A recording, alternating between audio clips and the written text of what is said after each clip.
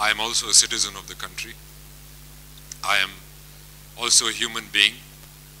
I have come from grassroots level to wherever I am today. I don't live in a vacuum. I am affected by things that happen around me all the time.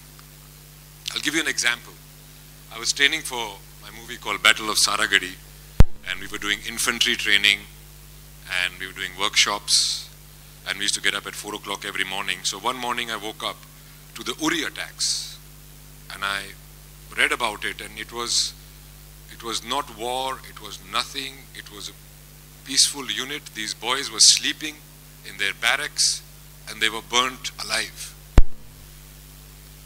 I was very affected by it. Then I went for the roll call, and I was doing the morning drill with the young boys. They were most of them 19, 20, 22-year-olds. I looked them in the eye, and I said, and I began to care for them so much, and I looked them in the eye and I said, what if this happened to these people, to these boys? I was very disturbed because all talks had failed. I, in my own citizen opinion level, and there was this whole talk going about how we should isolate them diplomatically and economically, and I don't know what to do next. So and there was this hashtag going around, ban Pak artists. So I wrote that if we are trying to isolate them diplomatically and economically, maybe we should also isolate them culturally. And I used the hashtag. And for that, I got different kinds of brickbats. I got silent treatment, and I still do get silent treatment from a lot of people in my own fraternity. It was my attempt, or rather naive attempt, at stopping the violence, at taking a step towards it, but it was only concluded as if it was against artists.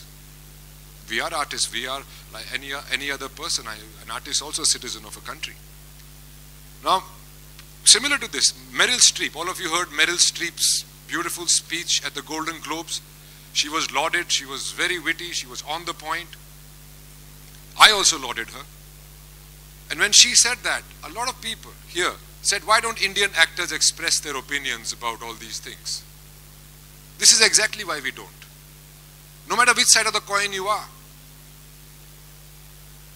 Is it okay that if you speak against the establishment, it's freedom of speech, and you're again put into a label?